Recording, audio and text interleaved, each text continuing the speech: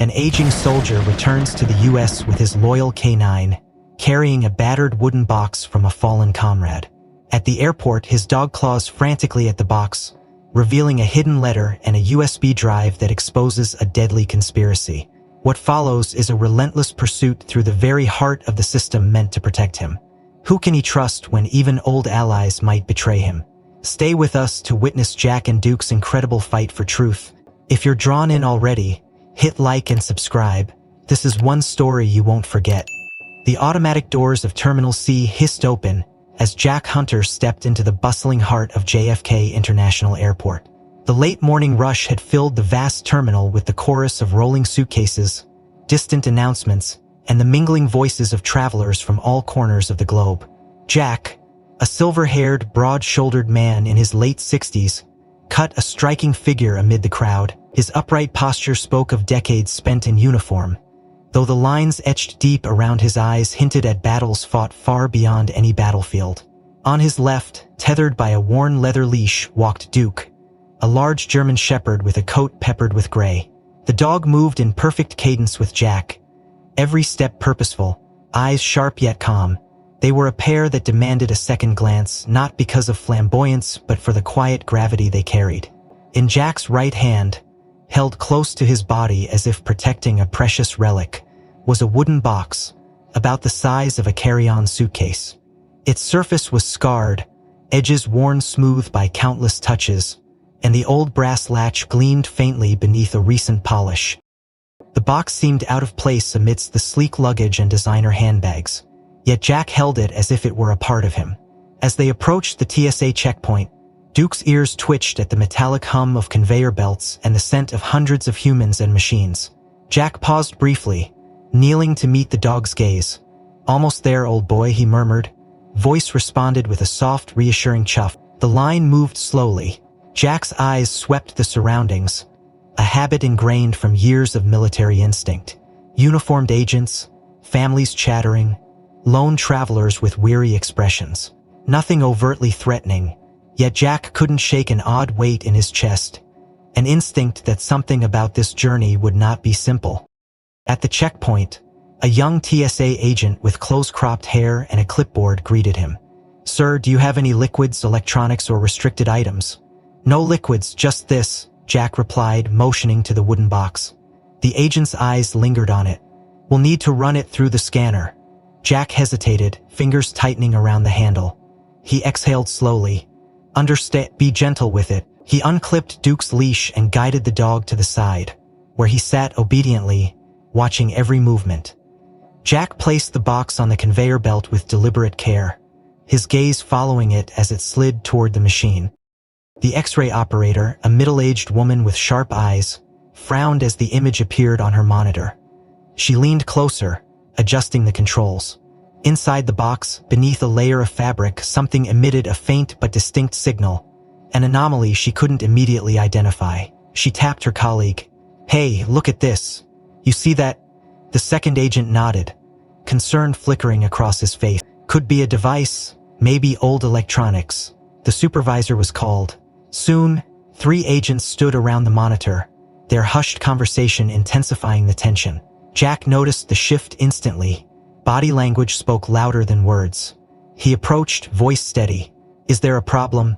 The supervisor turned, professional mask firmly in place. "Sir, we're detecting an unusual signal from your box. We'll need to conduct a secondary inspection." Jack's heart thudded. He fought to keep his expression neutral. "It's a personal item, belonged to a fallen comrade. Please treat it with respect." The supervisor nodded. "Of course. Please step aside while we examine it."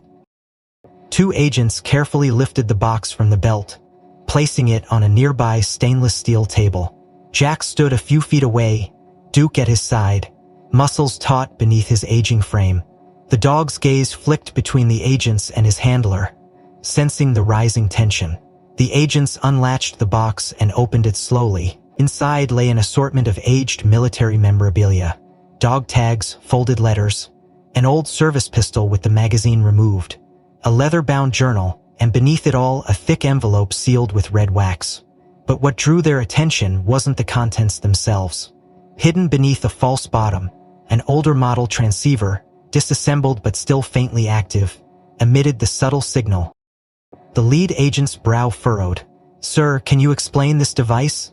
Jack's throat tightened. That wasn't supposed to be there, not active.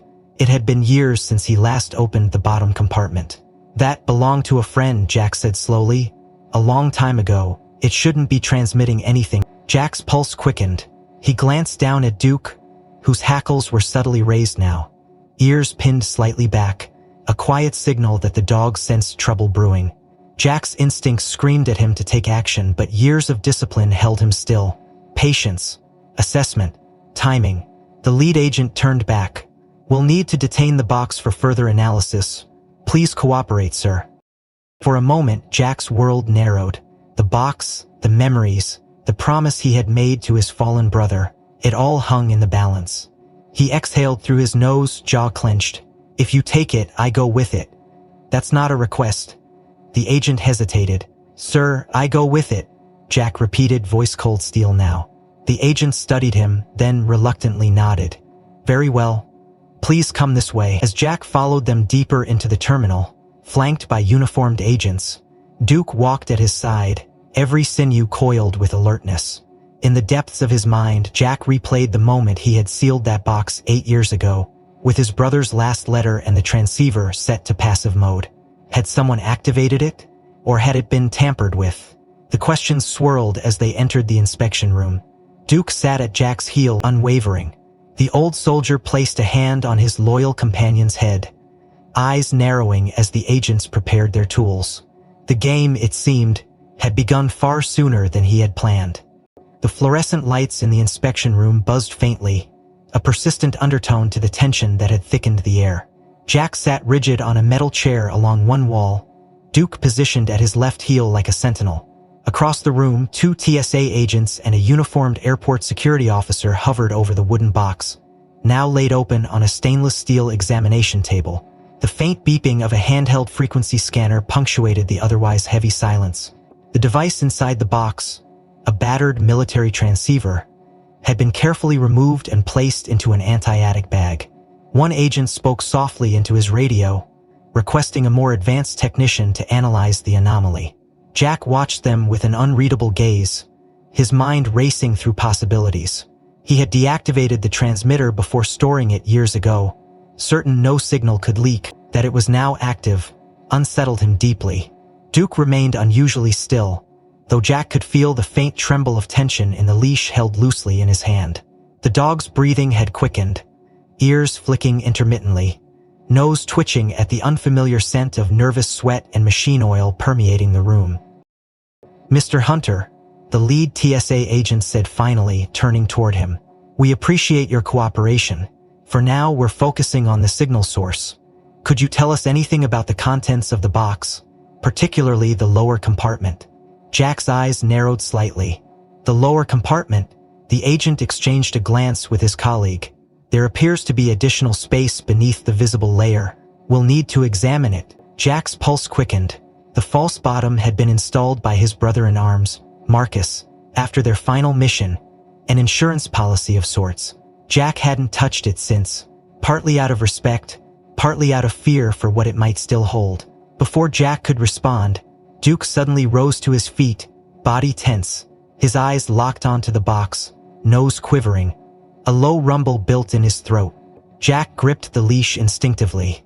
"Easy, boy," he whispered, though his own instincts now surged to full alert. The agent hesitated, watching the dog. "Sir, is your dog trained to detect explosives?"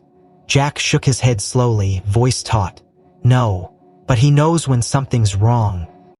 As the agent reached for the box's base panel, Duke's growl deepened, a warning reverberating through the confined space. Without further hesitation, the agent slid a thin blade along the inner edge of the box, lifting the false bottom with a faint creak. The moment the panel shifted, Duke lunged forward with an explosion of motion. Jack barely managed to restrain him as the German shepherd clawed at the table, snarling, front paws striking the air near the exposed compartment. Papers fluttered beneath the sudden gust of movement. "Jesus," one agent gasped, recoiling. The lead officer stepped forward. "Control your animal, stand down, Duke," Jack commanded with steel in his voice, hauling the dog back a step. Duke whined, gaze locked on the now exposed contents. Jack's breath caught as his own eyes fell upon them. Resting beneath the panel was an aged, yellowed envelope sealed in wax, its edges brittle with time. Beside it, a small, unmarked USB drive gleamed faintly under the harsh light. The TSA agents exchanged looks. "What the hell is this?" one muttered. The lead officer turned to Jack. "Sir, you're going to need to explain." Jack forced his voice steady. "The envelope was left by a brother who never came home. The drive, I didn't know it was there." One agent reached cautiously for the items.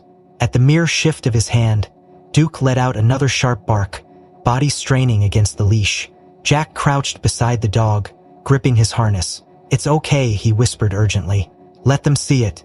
Duke remained taut, eyes burning with fierce protectiveness. The agents, visibly unsettled, donned gloves and lifted the items onto a separate tray.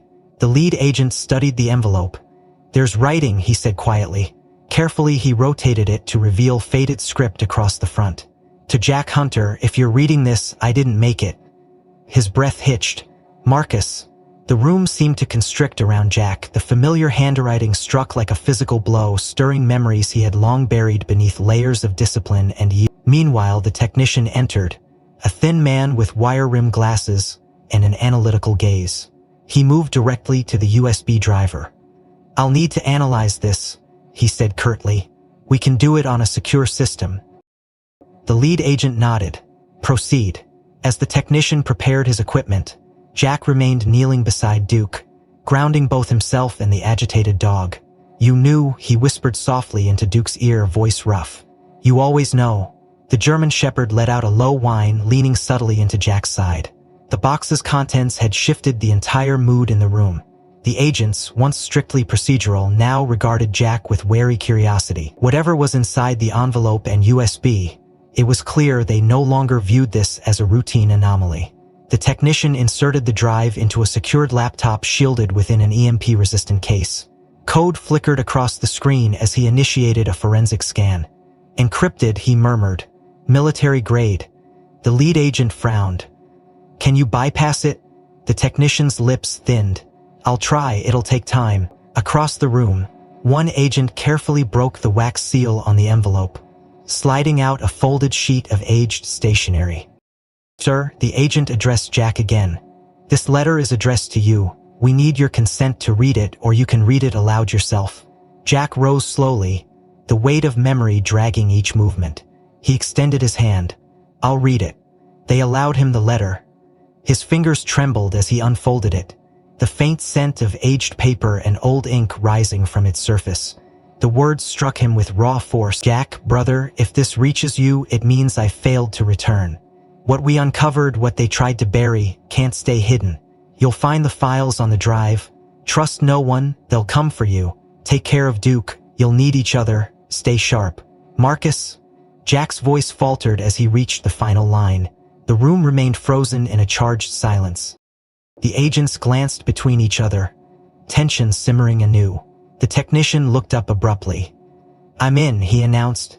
"There's a directory, video, files, documents. Jesus, this is classified content. Someone encrypted this with protocols I haven't seen used in over a decade." Jack's heart hammered. His worst fears confirmed. Marcus had died trying to reveal a truth that powerful forces had buried. Now that truth had resurfaced, in his hands, inside a public airport, under the eyes of agents already questioning their next move. Duke's claws clicked softly on the floor as the dog shifted closer, sensing the storm about to break. Jack straightened, jaw set. The path ahead had just changed irrevocably, and somewhere beyond this sterile room, he knew eyes were already watching. Jack's hands trembled as he clutched the letter, the faded ink ghosting the page as though Marcus's voice echoed through time itself. The silence in the inspection room pressed tighter against his chest with every word he read. The sterile hum of the overhead lights now a distant backdrop to the drumbeat of his heart.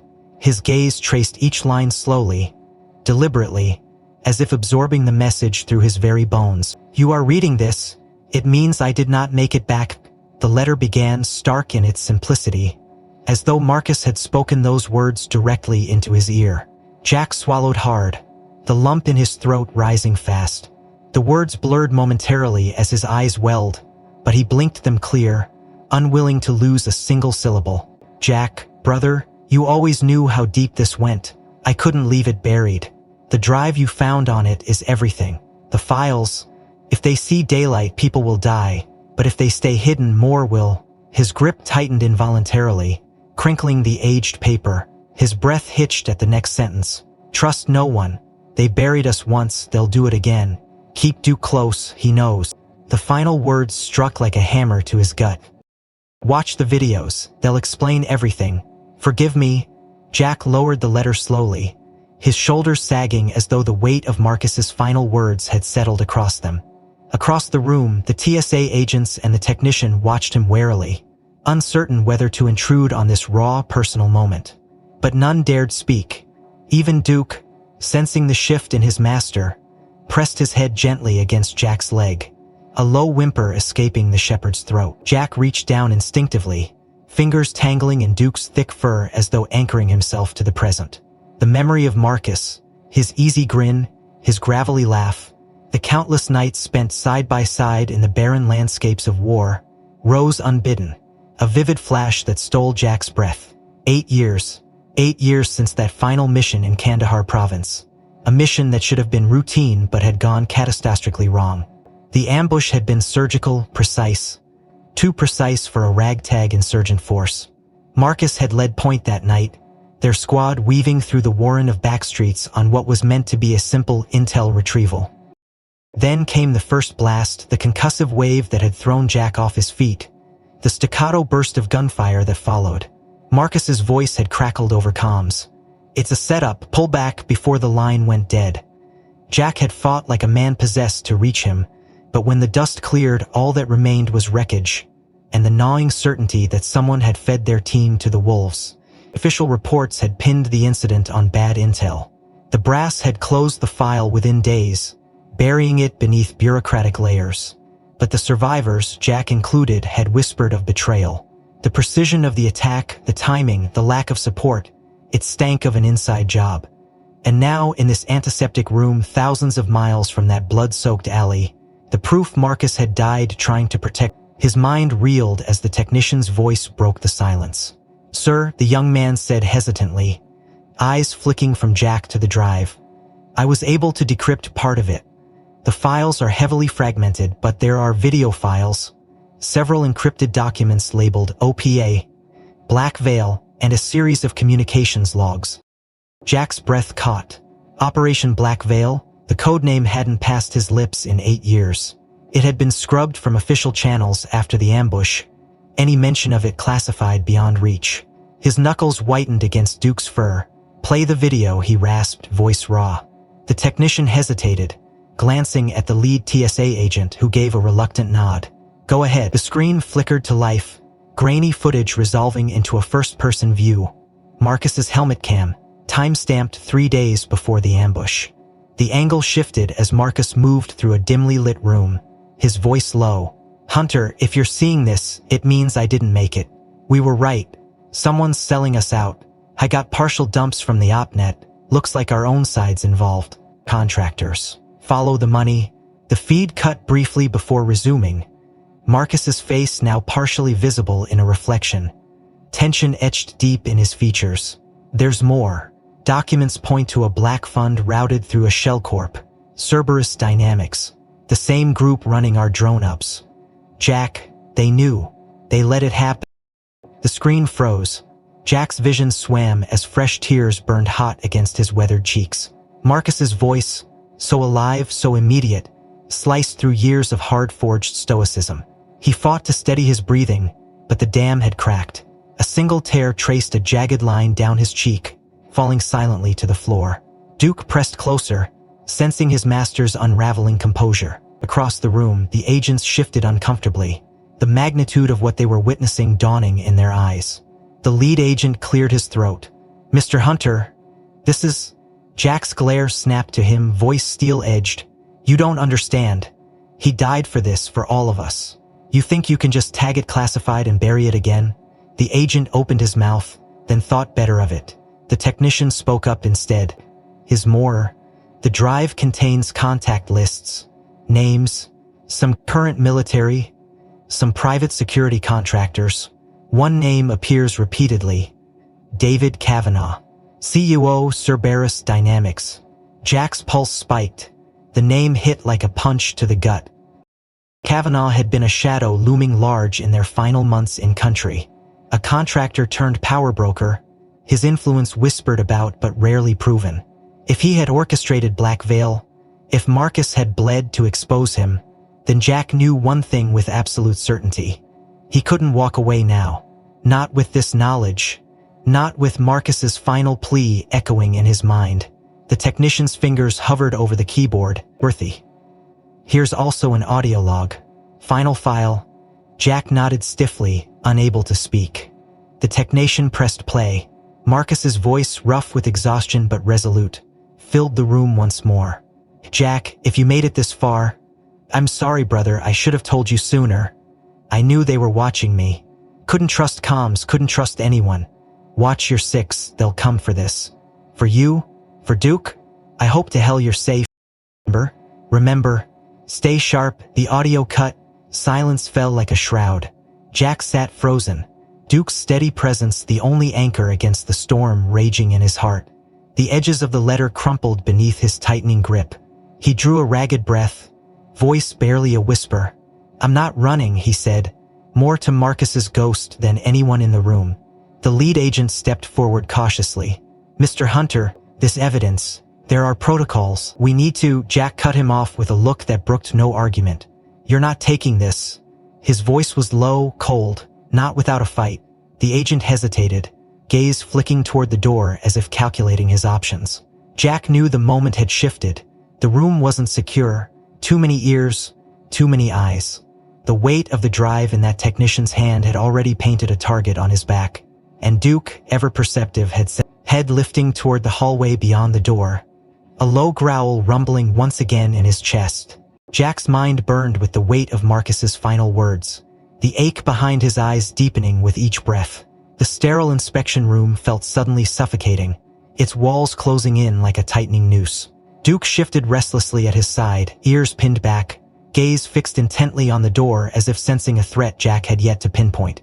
The agents remained frozen for a beat, uncertain of their next move. The technician carefully ejected the USB, sliding it back into its casing with deliberate care, his fingers trembling slightly. The lead TSA agent cleared his throat, adopting a more measured tone. Mr. Hunter, this is no longer a routine matter. We'll need to notify Homeland Security. They'll want to secure this evidence and debrief you. Jack's jaw clenched.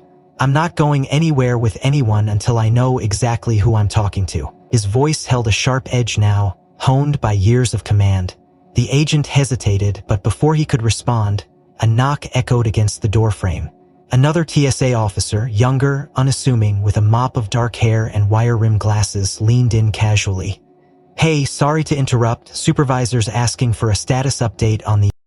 His eyes flicked momentarily to the USB, then to Jack, and something subtle shifted in his posture. The lead agent gestured him inside. We're wrapping up here, get on the horn with the supervisor, tell them we'll be bringing Mr. Hunter to secondary processing. The young officer nodded, but as he turned to leave, his hand slid into his pocket with practiced ease. Jack's gaze sharpened by instinct. The officer exited, phone already pressed to his ear. Duke let out a low growl, the hairs along his spine standing bristly and erect. Jack's gut twisted. That wasn't a routine call. He straightened, voice calm but cutting. I want my dog's leash back, now. The agent blinked. Sir, now. Jack repeated, steal his harness. Reattaching the leash in one smooth motion. The German shepherd remained hyper-alert, body taut with anticipation. Jack turned to the technician. Pull the drive, give it to me. The young man's eyes widened. Sir, Jack leaned in close, voice low. You saw what's on there. You know what happens if it disappears into a black file room. The technician's Adam's apple bobbed visibly. With a furtive glance toward the lead agent, he slid the USB across the table, fingers barely releasing it before Jack palmed it swiftly. The TSA agent caught the motion too late, Hey, but Jack was already moving. With Duke in tight formation at his side, he pushed through the threshold of the room and into the main terminal corridor, heart hammering against his ribs. The agents called after him, voices rising. But he kept walking, gaze flicking rapidly from face to face in the crowd. Years of training took over. Assess, adapt, act. Behind him, the young TSA officer with wire-rimmed glasses watched from a distance, phone still pressed to his ear. His lips moved with rapid, clipped words. And as Jack rounded a corner, he caught the faintest edge of the conversation. Target has the drive. Moving through Concourse C, initiate intercept blood. Max's blood ran cold. They were already mobilizing. He quickened his pace, weaving through clusters of travelers and idling families. Duke matched him stride for stride, head low, ears flicking with constant vigilance. As they reached a wide concourse lined with restaurants and duty-free shops, Jack's gaze darted toward a bank of security cameras, mounted discreetly in the ceiling. A lifetime of operational awareness told him the cameras were now likely tracking him. He needed cover.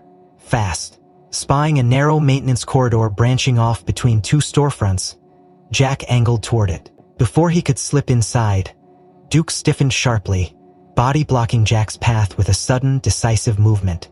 Jack's eyes followed the dog's unwavering gaze. At the far end of the concourse, just beyond the crowd, a man in a tailored black suit had emerged from the security checkpoint. Tall, lean, with angular features and close-cropped hair, he moved with predatory grace. Too smooth, too deliberate. His gaze swept the crowd with practiced efficiency before locking onto Jack. The connection was instant. The man began moving forward, unhurried yet purposeful, adjusting the cuff of his jacket as he advanced. Jack's heart rate spiked. He recognized the type, contractor, covert, used to operating in gray zones where oversight was optional. Not TSA, not Homeland, something else. Duke's growl deepened, a vibrating warning in his chest. Jack crouched briefly, fingers brushing the shepherd's collar. Easy boy, we're not done yet. Rising, he scanned for options. The black-suited man was now closing the distance with unnerving calm, eyes locked on Jack's with an unsettling absence of expression. No badge, no visible weapon, but every movement screamed trained predator. Jack turned sharply into the maintenance corridor, boots striking concrete with a muted echo. Duke followed, steps light his size. The corridor bent sharply, offering a momentary reprieve from direct line of sight. Jack pressed against the wall, drawing a deep, steadying breath. The USB burned against his palm, the weight of its contents more crushing now than the wooden box itself had ever been. Voices filtered through the terminal beyond, normalcy in sharp contrast to the silent war now unfolding beneath the surface. Jack's thoughts raced. If they had mobilized this quickly, Marcus's warnings were more prescient than he had dared believe. Cerberus dynamics, Kavanaugh. The pieces fit with brutal clarity. They'd killed to bury Black Veil once. They wouldn't hesitate to do so again. Donus's ears twitched sharply, gaze snapping toward the corridor's entrance. Jack followed instinct, pulling Duke further down the narrow passage, seeking another egress. A service stairwell loomed ahead, unmonitored, unguarded. He pushed through the heavy door, metal hinges groaning faintly. The stairwell descended into shadow. As he began down the first flight, a faint metallic click echoed from the corridor above. Footsteps. Precise, methodical, the black-suited man had followed. Jack's pulse thundered. Duke moved silently at his side, muscles coiled like steel springs. They had precious seconds, maybe less. Jack knew one thing with gut certainty. Whatever happened next, there would be no help from official channels. The hunt was on. Jack's boots echoed sharply against the concrete stairwell as he descended 2 flights in swift, measured strides. Duke pressing close against his leg with unwavering focus. The shepherd's muscles were tense, every sense tuned to the unseen threat above. Jack's breath came shallow but controlled, combat instincts surging back like muscle memory. He gripped the USB in one hand, the worn leather leash in the other. The memory of Marcus's voice burned fresh in his mind. Trust no one. The black-suited man's footsteps had been too precise, too calm. A hunter's walk.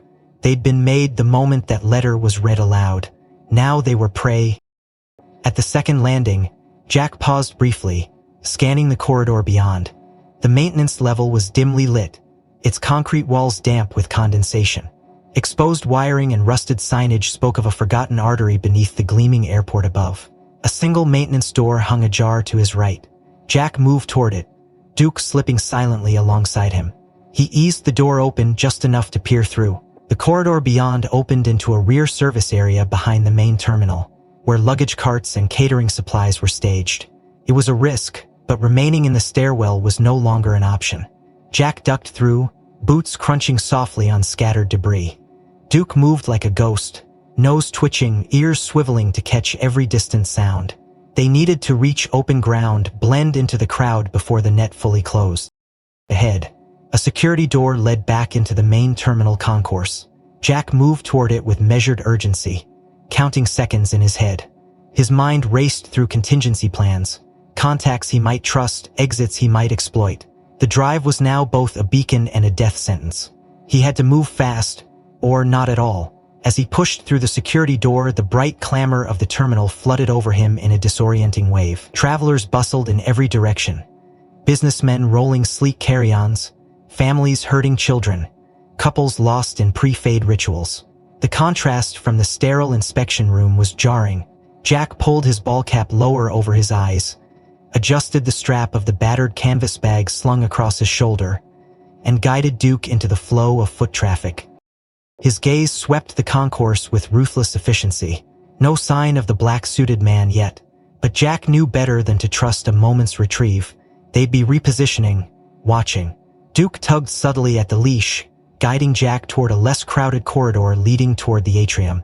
It was then that a smiling man in an official-looking vest approached from the side. The vest was marked with the insignia of the airport's Veterans Assistance Program, a familiar sight in many terminals, offering aid to returning service members. The man looked to be in his late 40s, clean-cut, with the easy, practiced demeanor of someone used to putting strangers at ease.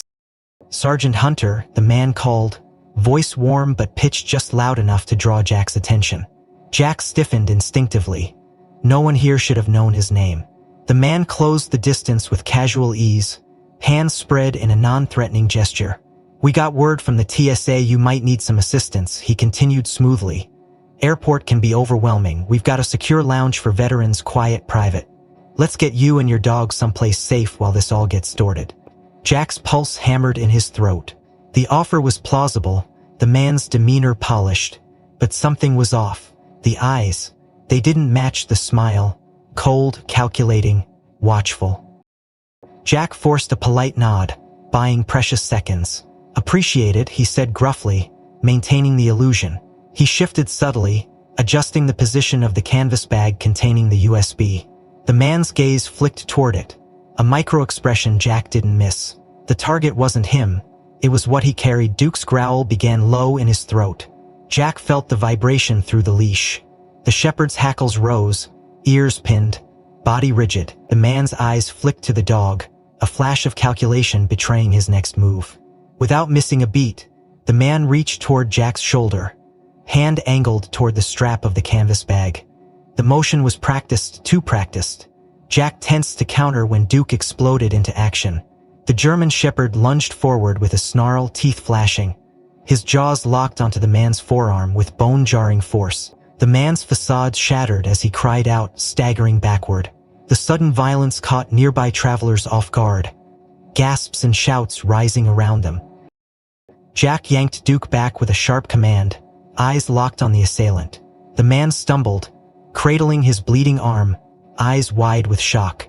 As he turned to flee into the crowd, the sleeve of his shirt rode up, exposing a stark black tattoo on his inner forearm, an angular, stylized wolf's head surrounded by runic symbols.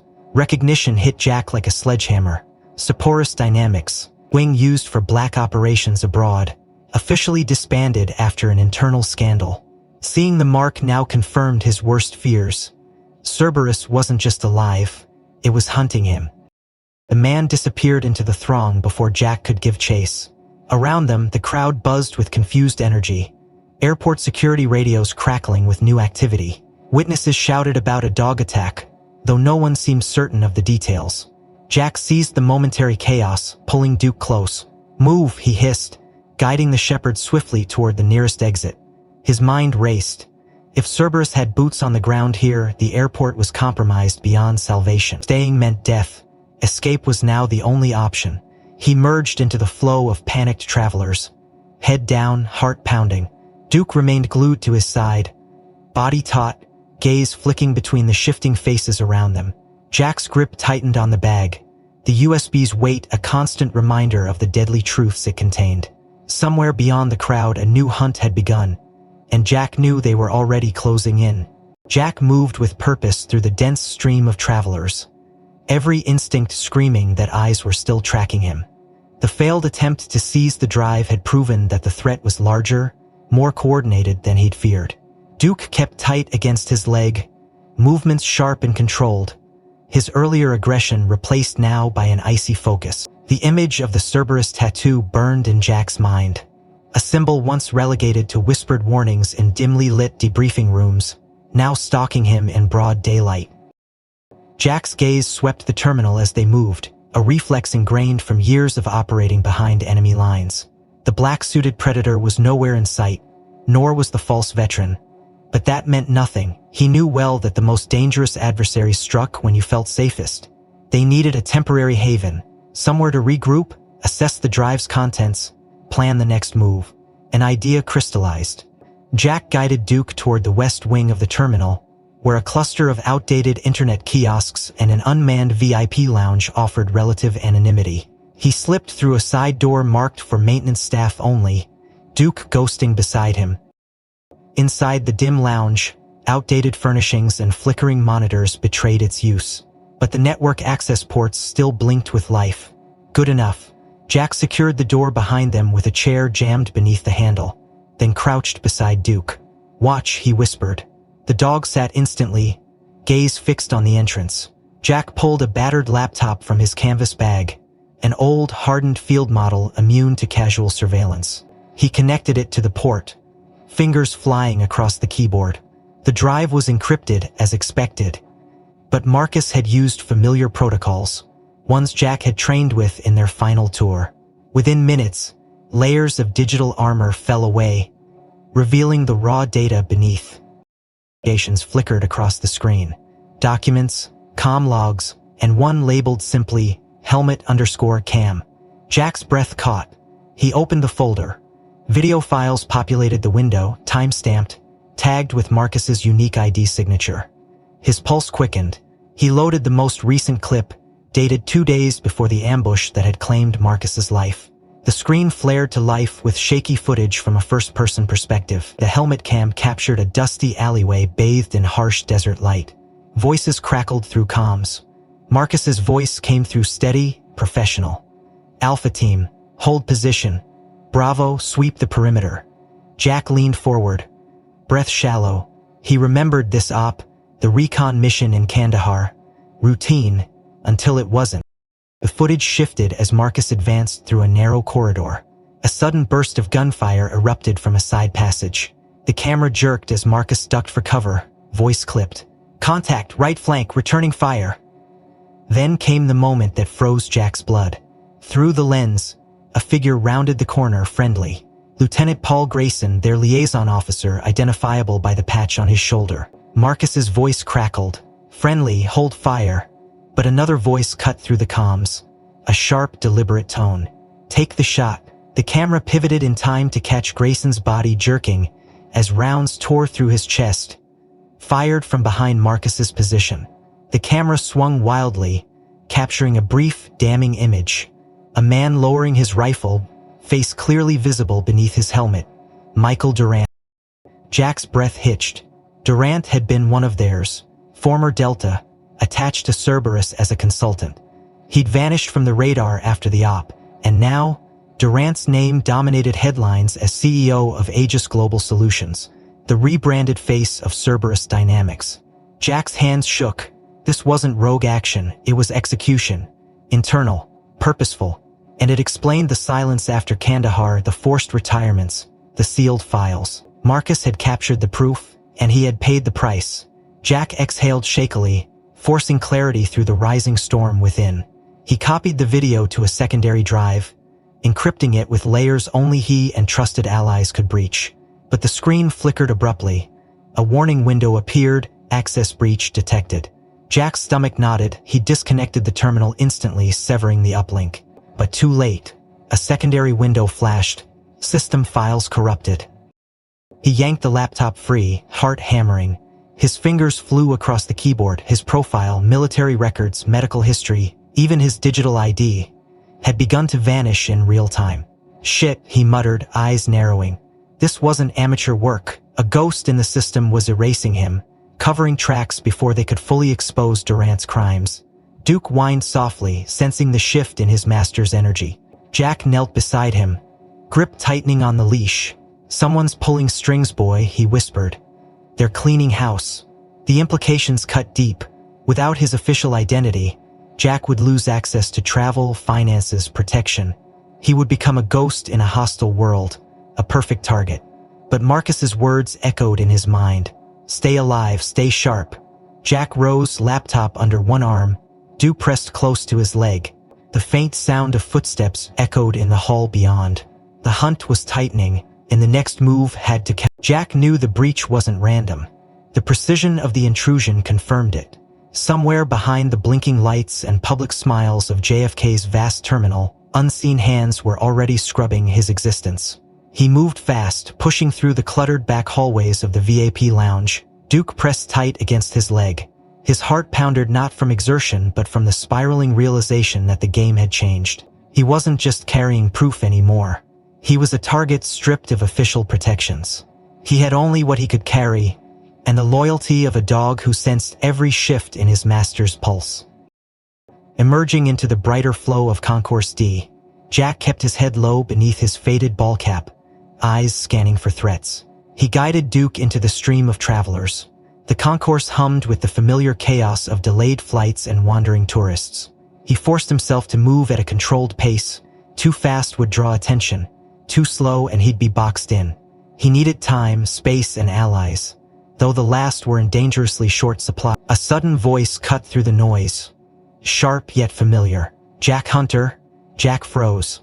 The voice hadn't come from a hostile.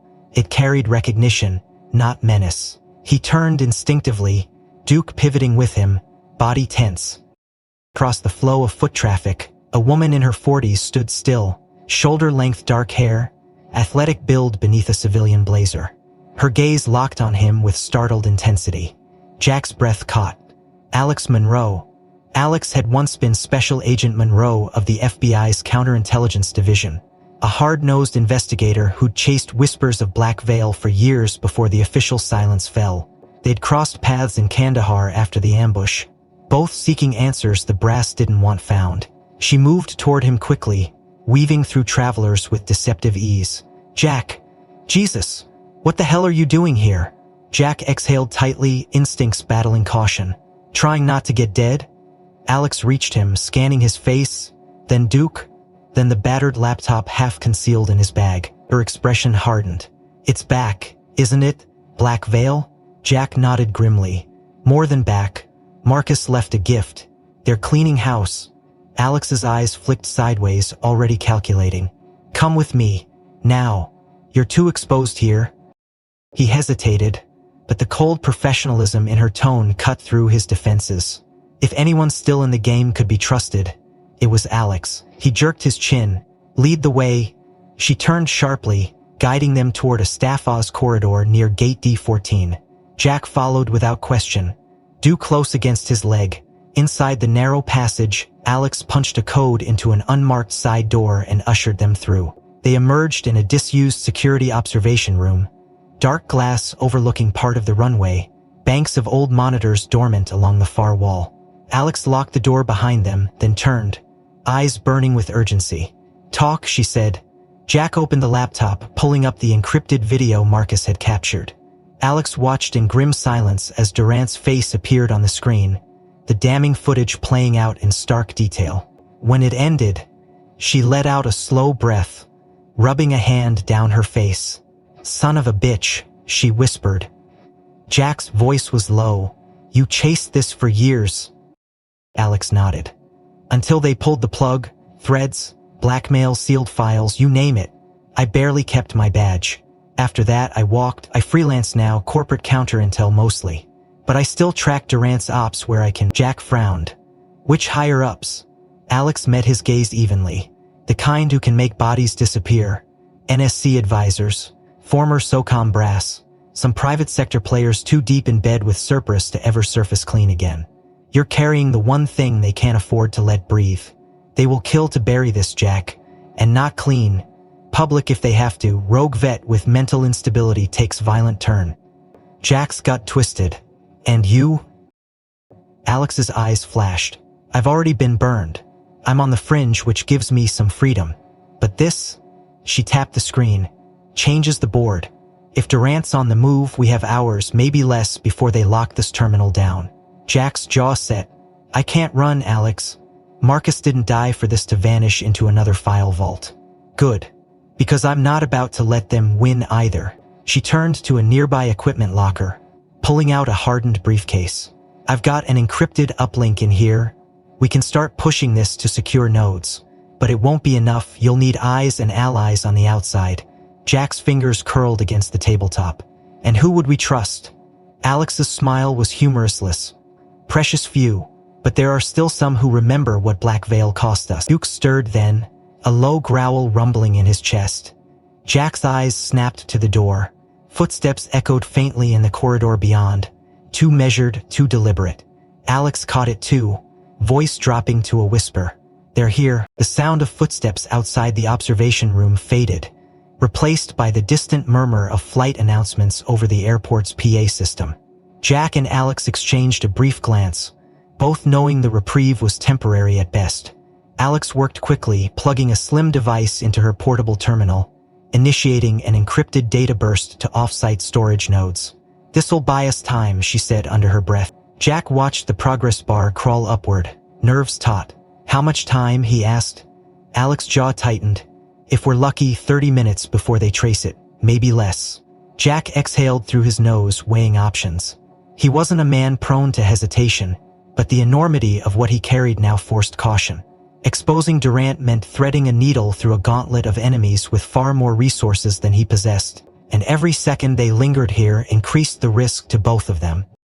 Alex seemed to read his mind. Jack, you can't run forever, but you also can't fight them alone.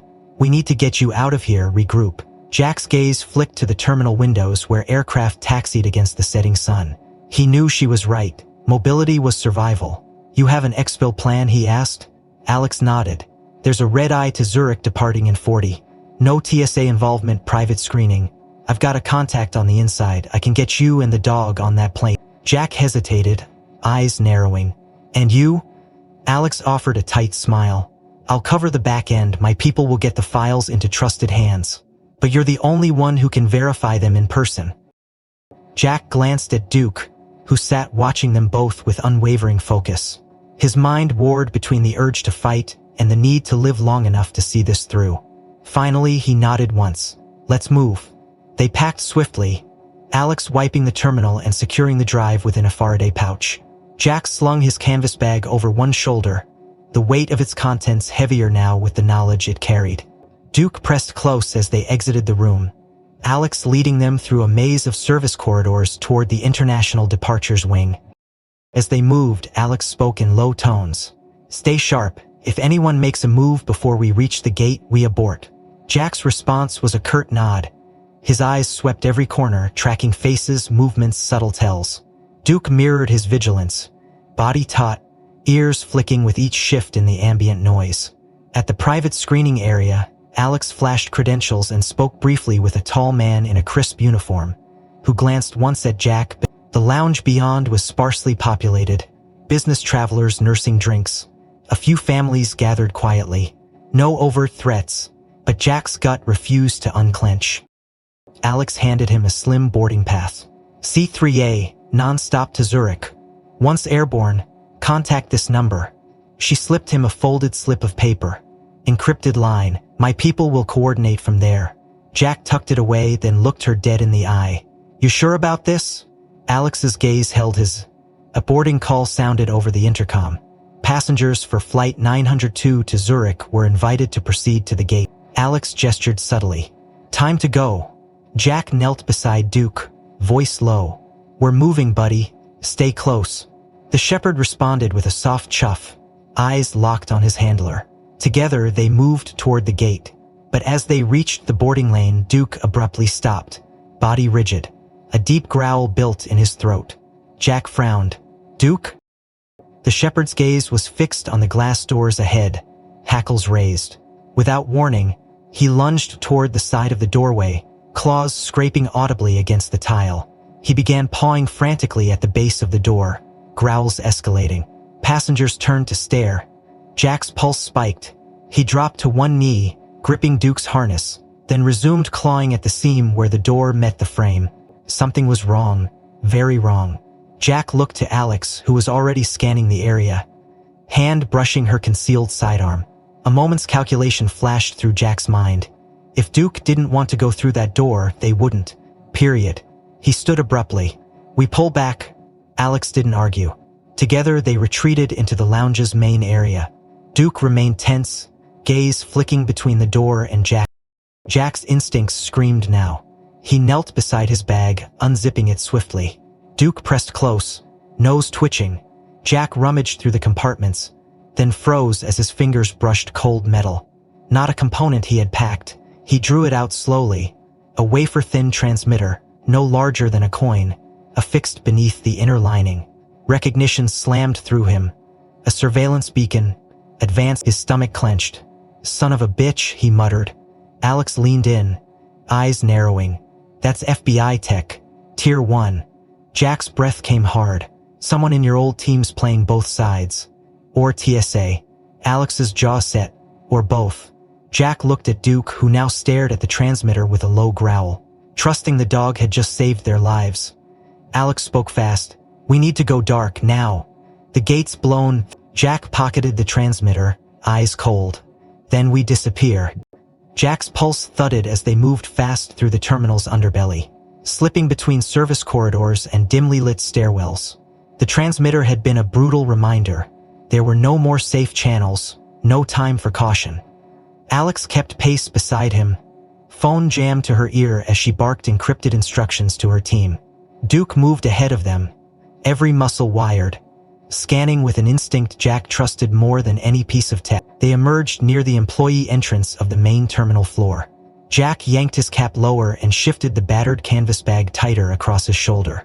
The USB was still secure inside the Faraday pouch, but getting its contents out, public, undeniable, had become the only path forward.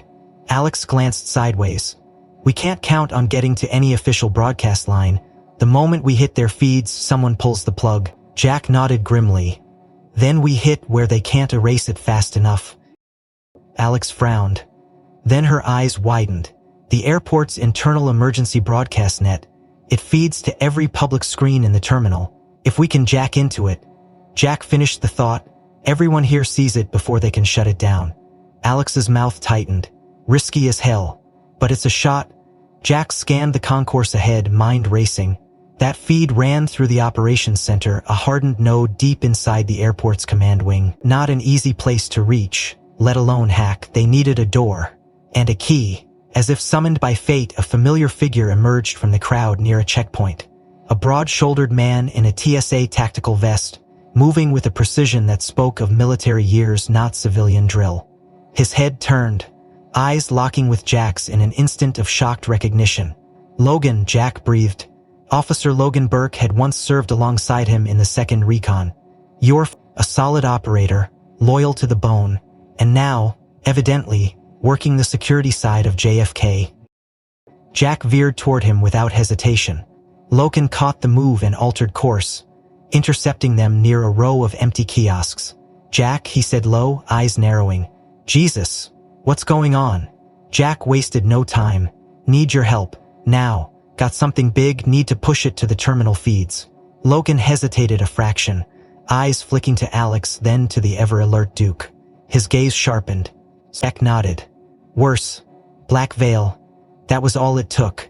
Logan's jaw locked. "Follow me." He led them down a restricted access hallway, swiping through multiple security doors with his ID. Alex kept close, checking their rear.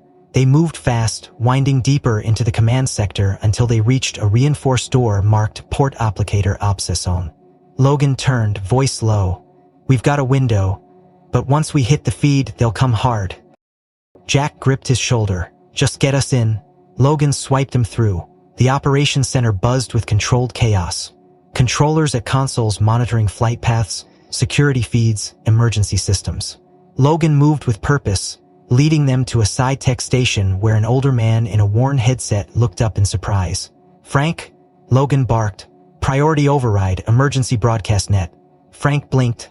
"No time. Do it." Frank swallowed and complied, fingers flying across the console. The emergency broadcast prompt flashed to life. Logan turned to Jack. "You're up?" Jack pulled the USB, connected it through Alex's secured bridge. The video queue loaded fast.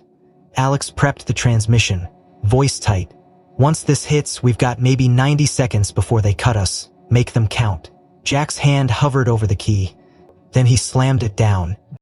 Across the terminal, public screens flickered.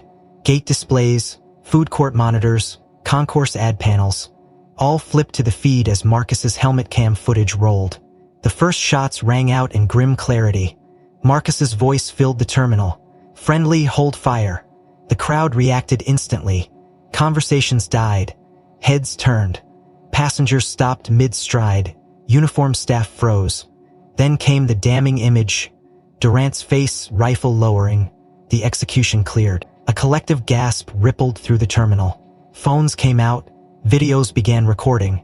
The footage played on, undeniable, searing itself into every watching eye. But not everyone stood frozen. From the far side of the ops center, a sharp voice cut through. "Shut it down, town." A man strode in. Command Officer Nathan Briggs, a known Cerberus sympathizer now embedded high in airport security. His face was pale with rage. "Kill the feed," Briggs barked. Frank hesitated. Logan stepped between him and the console, voice hard. "We're in the middle of an emergency transmission. You want to stop it, you go through me." Briggs's hand went to his radio, snarling for reinforcements. Chaos erupted. Security staff moved. Comms flared. Jack stood fast, eyes locked on the screen as the final frames played. Then, from the crowd gathered at the ops center entrance, a new voice rang out, steady, familiar. "They won't be necessary." Jack's heart jolted. A man stepped through the stunned onlookers, leaner, wearier, but unmistakable. "Dawson," Jack whispered. Staff Sergeant Nate Dawson, thought dead in the same ambush that had killed Marcus. His eyes burned with quiet fire. Briggs's voice faltered. How?" Dawson's gaze never left Jack. "Witness protection. I've been watching from the inside. Couldn't risk contact until now." Jack's pulse surged. The game had just shifted again. The footage had already swept through the terminal like a wildfire. Within minutes, passengers had uploaded clips to social media, their phones capturing Durant's cold betrayal frame by frame. Major news outlets picked it up within the hour, feeds exploding with headlines. "Explosive Black Veil video leaked at JFK terminal. Private security giant implicated." Jack stood in the operations center, heart hammering as agents swarmed in, some shouting orders, others trying to process the enormity of what had just unfolded. Dawson had stepped forward, voice clear, eyes unwavering. "Kalshenska had He died getting that drive to Jack." Briggs had paled, then vanished under a crush of federal agents within the hour. In the following days, chaos reigned in the media and in Washington. Congressional hearings opened within 48 hours. Durant, now a pariah, fled U.S. soil under sealed indictment orders. Whistleblowers emerged from the shadows, corroborating layers of conspiracy tied to Black Veil. High-hanging officials were named, some resigned, some lawyered up, some simply disappeared from public view. But the fight wasn't over. For Jack, the victory came with a price. The days that followed blurred into a haze of secure debriefings, clandestine meetings with federal officials now desperate to contain the political fallout. Alex remained a constant presence, fierce in her advocacy, but brutally honest. "They'll come for you, Jack," she said quietly one night over black coffee in a safe house miles outside the city.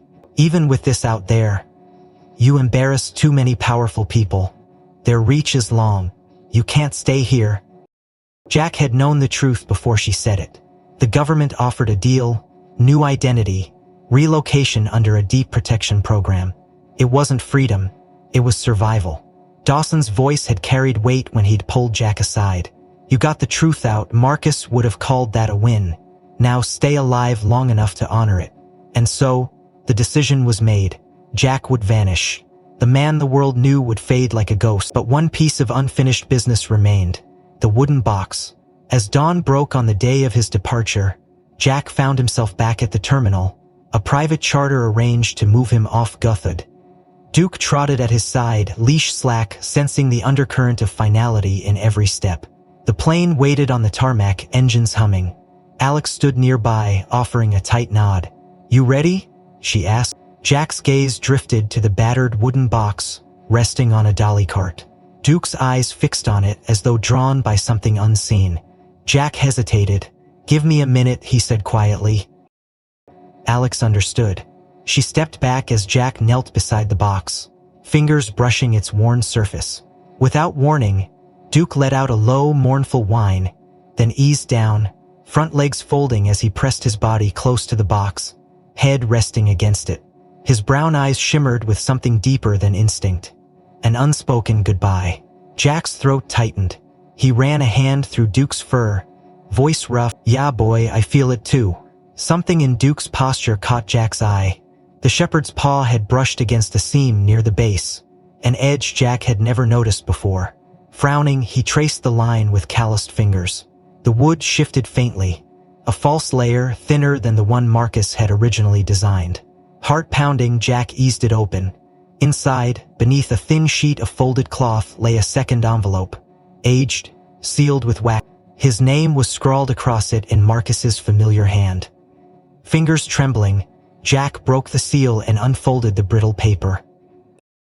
If you find this, then you've already uncovered the truth. I always knew you would, but I also knew it would cost you more than you should have to pay. That's why I set things in motion long before Kandahar. Dawson was the contingency. I left enough trail markers for him to follow. You were always the anchor, Jack, the one who'd never stop fighting when the rest of us fell. I'm sorry for what this path will take from you, but I also know you'll walk it with your head high. If you're reading this before leaving, know this. You're not alone, not really. Some debts can't be paid in life. That's why I left Duke with you. He was trained for more than combat. He was trained to guard what matters most, you. Stay sharp, stay alive, and remember, your family. Always be my foremost. Duke shifted beside him, lifting his head to nuzzle Jack's shoulder. Jack wrapped an arm around the dog, voice breaking. Damn it, Marcus. You knew. You always knew. For a long moment, they remained there, man and dog, tethered by grief and loyalty, bound by a brotherhood that no conspiracy could erase. Finally, Jack rose. He closed the false layer gently, securing the box. He met Alex's gaze across the tarmac. I'm ready, he said quietly. She gave a nod, eyes glistening. We'll stay in touch, you have my word. Jack turned to Duke, voice soft but firm. Come on, boy. We've got a new path to walk. The shepherd rose with quiet dignity, falling in beside him as they walked toward the waiting plane, two shadows carrying the weight of truth into the unknown. If this story resonated with you, consider hitting that like button and subscribing to the channel. It helps us bring more untold stories like this one to life. Which part of Jack and Duke's journey caught your attention the most? Was there a moment that surprised you? I'd love to hear your thoughts. Drop a comment below and let me know. And while you're at it, tell us where you're watching from. It's always inspiring to see how far these stories can reach. Stay tuned.